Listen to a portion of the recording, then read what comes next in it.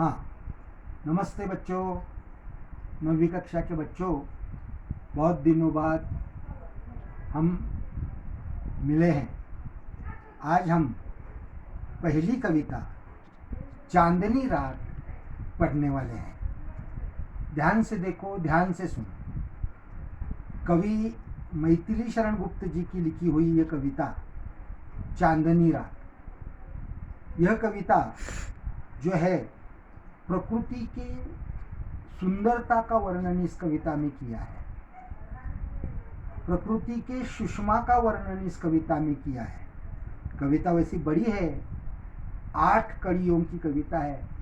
आज पहले हम 4 कड़ियाँ देखेंगे और बाद में दूसरे पीरियड में, लेक्चर में 4 कड़ियाँ देखेंगे। कवि मैथिली शरण गुप्त उत्तर प्रदेश के झांसी चिरगांव में 1886 में पैदा हुए।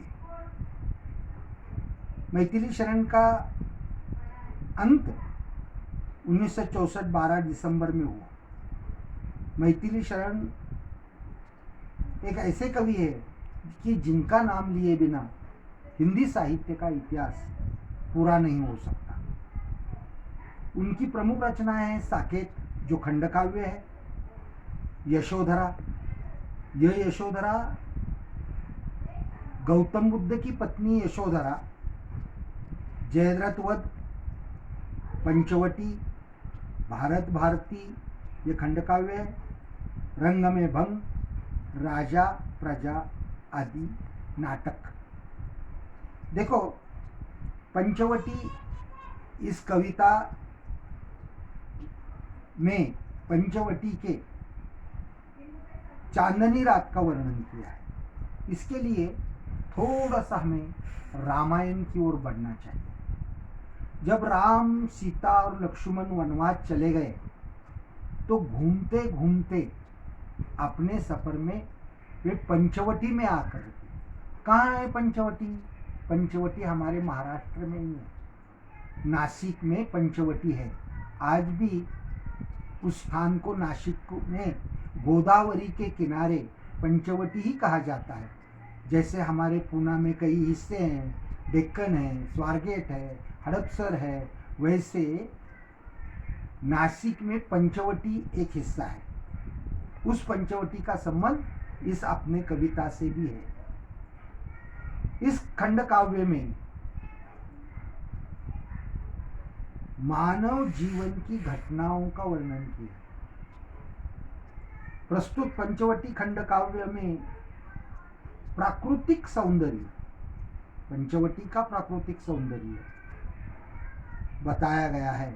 बड़े ही मुलायम, नाजुक और माधुर्यपूर्ण शब्दों में उन्होंने ये रचना की है।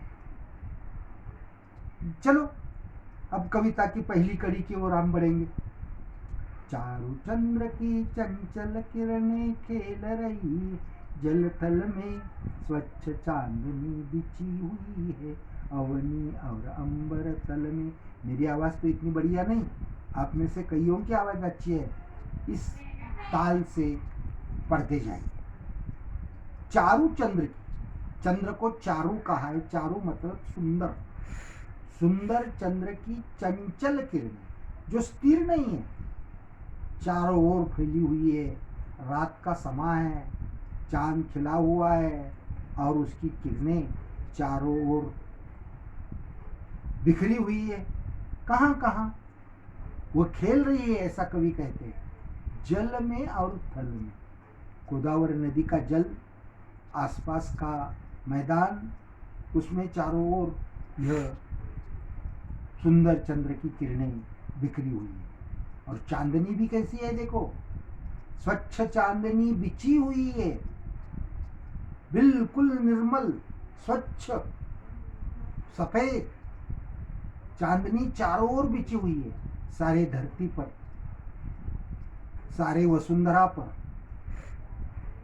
पानी पर भी, धरती पर भी।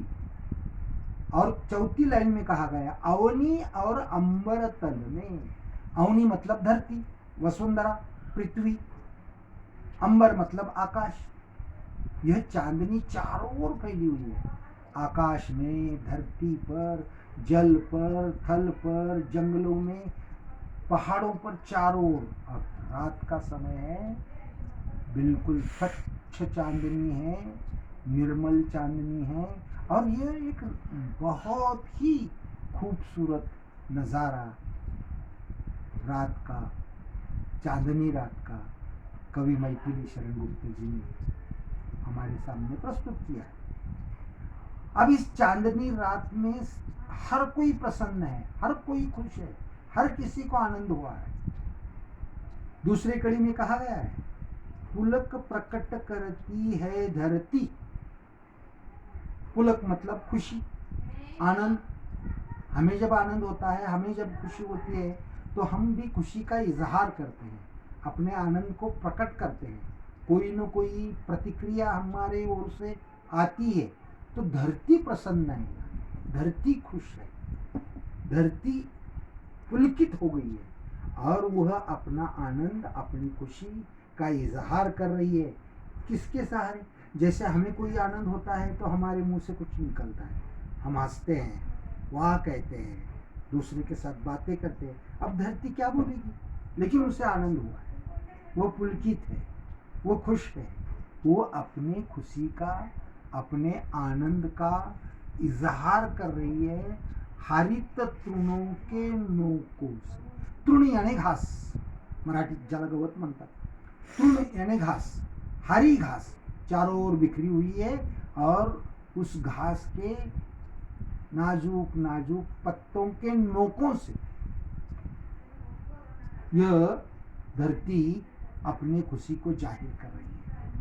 मराठीत एका वाक्यात सांगायचं झालं तर हिरव्यागार गवताच्या टोकाच्या माध्यमातून यह पृथ्वी, यह धरती, यह अवनी, यह वसुंधरा अपनी खुशी का इजहार कर रही है।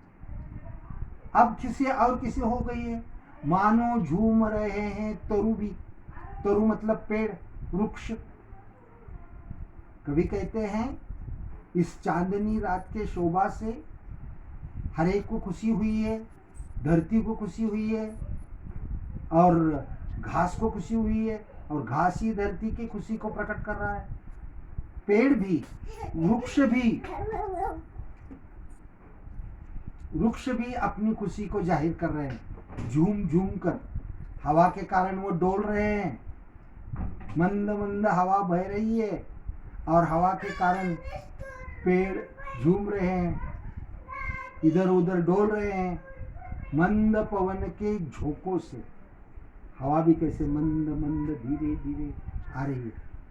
सारा वातावरण ही खुशगवार है, सारी रात खुशगवार है, चांदनी रात है, सुंदर चंद्र है, सुंदर चंद्र है, सब कुछ अच्छा अच्छा है। और इस अच्छे वातावरण में सब कुछ अच्छा है, और हर किसी को खुशी हो गई है, हर किसी को खुशी हुई है, हर कोई आनंद है, और आनंद व्यक्त हो रहा है।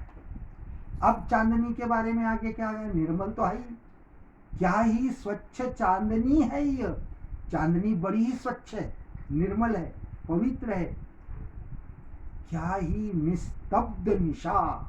निशा मतलब रात, निशा मतलब रजनी। वो रजनी, रात, निशा निस्तब्ध है, कहीं से कोई आवाज नहीं आ रही है, सारे चुपचाप है स्वच्छ स्वच्छंद, स्वच्छंद समुद्र गंध, और चारों ओर एक खुशबू, चारों ओर एक गंध स्वच्छता से फैल रहा है। इस कड़ी के अंतिम पंक्ति के अंत में प्रश्न चिन्ह है। क्या कह रहे हैं कवि? निरानंद है कौन दिशा। निरानंद, जिस दिशा में आनंद नहीं है, ऐसी कौन सी दिशा है? दशो दिशा, पूर्व, पश्चिम, उत्तर, दक्षिण, नैऋत्य, ईशान्य, आग्नेय, वायव्य, ऊपर, नीचे, 10 दिशा है। प्रमुख 4 दिशा, 4 उपदिशा, ऊपर और नीचे, दशो दिशा आनंदित। ऐसी कोई दिशा नहीं कि वह निरानंद है, उस दिशा को आनंद नहीं। जैसे मराठी में कहते हैं ना, आनंदी आनंद गड़े इकड़े तिकड़े चोही कड़े, ऐसी इस चांदनी रात की महिमा है। सारे खुश हैं, धरती खुश है, जल खुश है, थल खुश है, पेड़ खुश है, घास खुश है, और वो अपनी खुशी का इजहार कर रहे हैं निस्तब्धता से, शांतिपूर्ण वातावरण में, क्योंकि वातावरण ही शांत है, स्वच्छ है, निर्मल है, पवित्र है, मन को आकर्षित करने वाला है। चौथी कड़ी में क्या कहा है? इस ऐसे वातावरण में, ऐसे माहौल में बंद नहीं अब भी चलते हैं नियति नटी के कार्यकलाप। नियति नटी मतलब कोई एक्ट्रेस, किसी नाटक में, किसी पिक्चर में जो काम करती है, कई प्रकार की भूमिकाएं, कई प्रकार का अभिनय वो करती है, उसके कार्यकलाप शुरू रहते हैं। वैसे प्रकृति को नियति नटी कहा है, और उस नियति नटी के कोई कार्य रुका नहीं, सब धीरे धीरे अपने हिसाब से चल रहे हैं। पर कितने एकांत भाव से, कितने शांत और चुपचाप। नियति नटी के कार्य शांत, चुपचाप, एकांत भाव। देखो, प्रकृति की कोई आवाज नहीं होती। देखो, पौधों पर कली आ जाती है, पता भी नहीं चलता कि वो कली बड़ी कैसे होती है, पता भी नहीं चलता कि उस कली का फूल कैसे बनता है। पेड़ों में फल आते हैं, पहले फूल, फिर बाद में छोटे छोटे फल, वो बड़े कब होते हैं, पकते हैं। क्या प्रकृति ने कभी ढिंडोरा पीटा है? देखो, अब कली आ गई, अब कली का मैं फूल करूंगी, ऐसा नहीं। चुपचाप, शांत भाव से और निस्वार्थ भाव से नियति नटी के प्रकृति के कार्यकलाप 24 घंटों, आठों प्रहर शुरू रहते हैं, चुपचाप, एकांत भाव से। हम मनुष्यों की आदत है, कुछ भी करते हैं तो शोरगुल, लेकिन नियति नटी के कार्यकलाप एकांत भाव से, चुपचाप भाव से, शांत प्रकार से शुरू है। बच्चों समझ गए ना?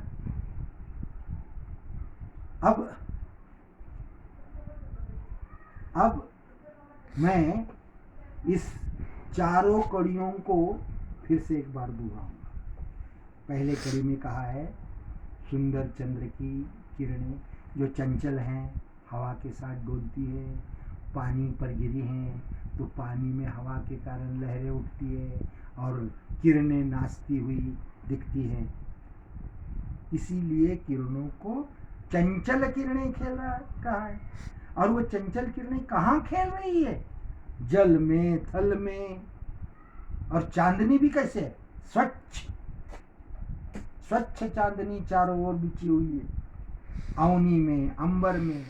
अवनी मतलब धरती, अवनी मतलब पृथ्वी, अवनी मतलब जमीन, अंबर मतलब आकाश, व्योम, चारों तरफ चांदनी है, चांदनी, स्वच्छ चांदनी। मैंने शुरू में ही बताया, प्राकृतिक सुषमा का बड़ा सुंदर वर्णन बड़े गहराई के साथ किया है। और इस चांदनी रात में हर कोई खुश है, हर कोई खुशी जाहिर करता है। हम लोग खुश होते हैं तो हंसते हैं और कुछ हमारे मुंह से शब्द निकलते हैं। यह धरती इतनी खुश है कि अपने हरे घास के नोकों से वो खुशी जाहिर करती है। मंद हवा के कारण घास डोल रही है, कभी कहते हैं वो खुशी के कारण डोल रहे हैं। बड़े बड़े तरु, बड़े बड़े वृक्ष, बड़े बड़े पेड़ भी झूम रहे हैं, डोल रहे हैं मंद मंद पवन के झोंकों से। पवन मतलब वायु, पवन मतलब हवा, पवन मतलब वायु। हवा भी कैसे है? मंद मंद, मानो वो थपकियां दे रही है। और उसके कारण पेड़ झूम रहे हैं, वृक्ष तृण झूम रहे हैं। क्या ही स्वच्छ चांदनी है यह। चांदनी कैसे है? स्वच्छ है, निस्तब्ध है, आवाज नहीं। और निशा भी स्तब्ध है। निशा का मतलब रजनी, निशा का मतलब रात। रात कैसी है? निस्तब्ध है, स्वच्छ है और निरानंद है। कौन दिशा? कवि का सवाल है कि ऐसी कोई दिशा बोलो कि जिस दिशा को आनंद नहीं हुआ। हम हमेशा प्रमुख 4 दिशाएं, 4 उपदिशाएं और नीचे ऊपर, इसीलिए कहते हैं दशो दिशा। दशो दिशा खुशी से आनंद से भरी हुई है। इसलिए कवि कहते हैं निरानंद है कौन दिशा।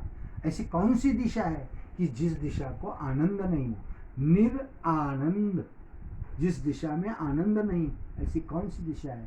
मतलब कवि का कहना है कि 8 दिशा, 10 दिशा आनंद से भरी हुई है और इसमें नेति नटी का कोई भी कार्य रुका नहीं, चुपचाप एकांत भाव से बड़े शांति से शुरू हुई है।